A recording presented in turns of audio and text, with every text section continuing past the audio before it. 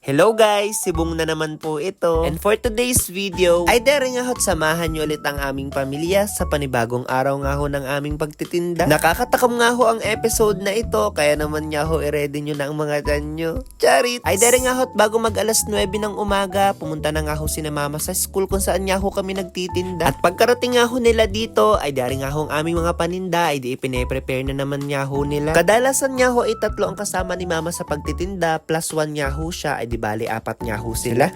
Tapos habang nagtatakal naman nga ho ng pansit si kuya dito, napansin ko nga ho na stainless na ang gamit nga ho naming planggana. Yun naman pala ho ay dahil yung kapatid ni mama na nasa ibang bansa ay nag-message nga ho at kung pwede paltan nga daw ho yung gamit naming planggana sa aming pansit nga ho paninda. Ay di kami nga ho nagkatawanan na lamang ng mga mama. Siguro nga ho ay dahil yung planggana naming ginagamit na lagayan ng pansit ay mukha nga hong labahan, kaya nga ho sinadjust ng aking tita na ito nga ho ay palitan. Tapos ngayon nga ho na-realize namin na mas presentable nga ho itong tingnan, lalo na nga ho pagkain ang amin nga hong itinitinda. Nakikinig naman nga ho kami sa mga suggestion nyo, kaya nga ho pwede kayong mag-comment sa baba kung ano pa nga ho ang pwede naming i-improve dito. Charit! Kagaya na nga lang ho na ring hotdog sandwich. Dati nga ho hindi maganda ang pagkakayadyad nga ho ng cheese namin noon, pero nga ho dahil sa suggestion nyo, ari nga ho kami natuto. Charit! At kagaya nga ho ng hotdog sandwich namin, ay dari nga ho mga burgers ay may cheese at meron na nga rin hong lettuce na kasama. Kaya naman nga ho sigurado kami na kung dito ka nga ho napasok or kung dito nga ho napasok ang anak nyo, panigurado nga hong hindi tatamading pumasok ito. Charit! At hindi nga ho katulad kahapon, hindi nga ho homemade siomay ang tinda namin ngayon. Pero wag ho kayo mag-alala dahil nakakasigurado naman nga ho kami na ang amin nga ho mga tinitinda ay quality nga ho ang lasa. Ang nakakalungkot na balita nga lang ho ay di yung 20 pesos na siomay na may 5 peraso ka na, ngayon nga lang ho ay di parang 5 piso na nga lang ho ang isa. Ay alam ko rin naman nga ho na aware kayo kung gaano nga ho kataas na mga presyo ng bilihin natin dito. Kaya naman nga ho nung gagawin sa darating na eleksyon ngayong Mayo, ay di bumoto nga ho tayo ng mga senador na sa tingin nga ho natin kaya nga ho magtrabaho sa Senado. Matuto na ho tayo sa 2022 election at tingnan nyo naman kung gaano nga ho ngayon kagulo. Charis! Yung nangako nga ho dati ng unity, tingnan nyo naman nga ho ngayon at sila rin ang nagpapandali. Charis! Yan naman nga ho ay paalala lang ng tagapagmana at di ari nga ho at balik na tayo sa pagtitinda. Available nga rin ho pala ngayon ari nga hong lumpiang Shanghai ni mama na sa halagang nga hong 20 pesos ay di arit meron ka na nga hong 5 peraso. At rin naman nga ho mga mangga sa gilid ay paninda naman nga ho pala ng aking tiya, kapatid nga ho ng mama. Dahil nga ho kay kahapon ay wala at yung video nga ho ay kuha lang ng mga kuya at akala ko nga ho ay kasama sa aming mga itinitin. Nung nakaraang araw nga ho may mga estudyanteng nagre-request na kung pwede nga daw ho kapag ngayong recess magtinda na nga rin ho ng fried chicken si mama. At dahil masunod rin nga ho si mama sa mga hinaing ng mga estudyante dito ay dahil nga ho at nagdadala rin siya ng ilang peraso. At makalipas naman nga ho ang ilang minuto naming pagpe-prepare ng amin nga ho mga paninda ay dahil nga ho at naglabasan na rin ang mga estudyante para nga ho sila ay magsibil. At hulaan nyo pa nga ho kung sino ang isa sa mga customer namin dito. Sigurado nga hong may makakakilala sa inyo. May pinagkikwentuhan nga ho kami dyan, kaya naman nga ho kami nagtatawanan. Charit! At kung hindi pa nga ho kayo nakafollow sa Ma'am Senan, i-follow nyo na ho siya. Ilalagay ko nga ho sa comment section para nga ho inyong mabilis makita.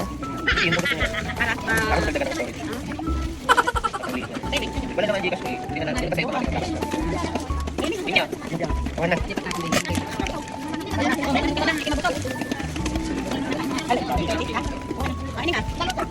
Pansit lang po ang sorry.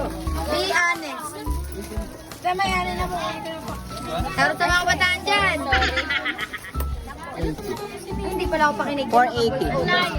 Ano na pa siya may At pagkatapos nga ho namin magtinda ay di arit ako nga ho'y nakaligo na dahil may pasok pa nga ho ang tagapagmana. Kahapon nga ho'y nagluto ng 10 kilong alamang si mama, tapos tumanggap na nga ho ako ng mga pa-order dahil may mga kakilala, mga schoolmate at kaklase na nga ho akong na-order at di ari nga ho't pinagbigyan ko na. At pagkatapos ko nga ho'ng maipatas ari nga ho mga pa-order ko ay di ari nga ho't ako'y umalis na at baka nga ho malate na naman ang tagapagmana. At bago nga ho ako dumiretso sa school, pagkarating ko nga ho din sa bayan ng aming munisipyo, dinaanan ko nga ho yung umorder sa akin dito. Nag-request nga rin ho pala si ate ng sticker at mabuti na nga lang ho ako'y nakapagdala kaya nga ho nabigyan natin siya. At pagkarating ko nga ho din sa bayan ay direct dumaan na rin nga ho ako sa boarding house ng kaklase ko para iabot nga ho aring order nilang alamang. At pagkaabot ko nga ho ng order nila, niyakag nga ho akong magtanghalian. Ang sabi ko ako'y busog pa at baka nga ho mamaya pag ako'y kumain ay hindi nga ho ako bayaran.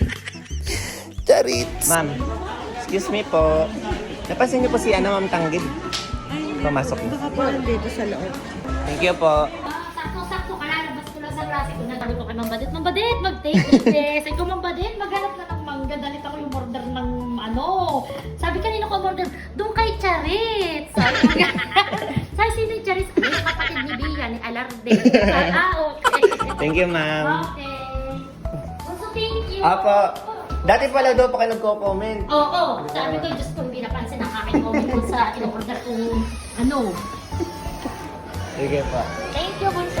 Yung mga ganito naman nga hong pagtitinda, pagharap nga ho sa mga tao, sanay na sanay ho ako dyan dahil ganito nga rin ho dati ang hanap buhay ko. May mga followers nga ho ako na may mga kapatid na napasok nga ho din sa Minso at sila nga lang ho ang pinakuha. Dati ho man din sikat na sikat ang online selling at isa ho ako nun dati sa mga nagtitinda. Sobrang laki ho ng kita nun basta masipag ka laang talaga. Naranasan ko pa nga ho dati, may ka-meet up ako nun at dala ko nga ho yung in-order niya at pagdating ko nga ho kulang ang kanyang pera at sabi niya utang muna. Ay, nalugi ang tagapagmana. Kaya naman nga ho, ang mga ganaring pagtitinda, ay di mani-mani na lang ho sa akin. Ay siya, kung nakarating nga ho sa inyo ang video na ito, ay pwede ka hong pakicomment kung mga taga saan kayo para nga ho tagapagmana, ay di may idea kung saan nga ho nakakarating ang mga vlogs niya. At dahil marami pa rin nga ho nagpapa-shoutout, ay dahil nga ho at magsha-shoutout muna ako. Shoutout po kay Ma'am Josie Anday Alano, watching from Calamba, Laguna. Shoutout din po kay Ma'am CJJC, watching from Saudi Arabia. Ingat po palagi. Shoutout din po kay Ma'am Emma Dalisay, watching from Nauhan, Oriental, Mindoro. Shoutout din po kay Sir Francis Alfonso, watching from Pampanga. At shoutout and happy birthday din po kay Nigel. At syempre, shoutout din po kay Ma'am Kim Andrea. Ay di salamat na nga lang po muna ulit sa panonood nyo at sa pagsama nga ho sa mga ganap ng tagapagmana. At kung hindi ko pa nga rin ho kayo na siya shoutout, mag-comment nga lang ho kayo dyan sa baba at malay nyo sa isang araw kayo na nga ho ang mapili ng tagapagmana. At pagkatapos ko naman nga ho maitinda yung mga alaman ko nga hong dala, ay dinagdiretso na nga ho ako sa attorney para nga ho magpa-notary. Requirements pa rin nga ho ito para nga ho sa aking OJT. Ay siya, ay di hanggang dito na nga lang po muna ulit ang vlog nating ito.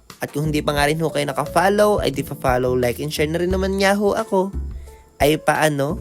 Ay di sa isang araw na lang po ulit ha. Arurut.